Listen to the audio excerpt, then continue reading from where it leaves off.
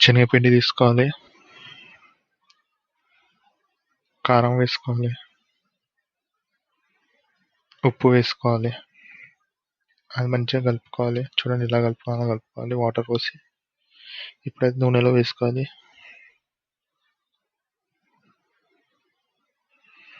అది మంచిగా ఫ్రై చేసుకొని తీసేసేయాలి బయటికి.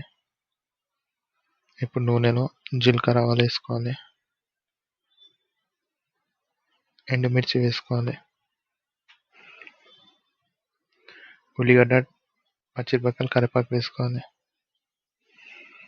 అది మంచిగా కలుపుకోవాలి. టమాటా వేసుకోవాలి, అది మంచిగా కలుపుకోవాలి. ఇప్పుడు ఒక చెంచా పసుపు వేసుకోవాలి, అందులో కారం వేసుకోవాలి,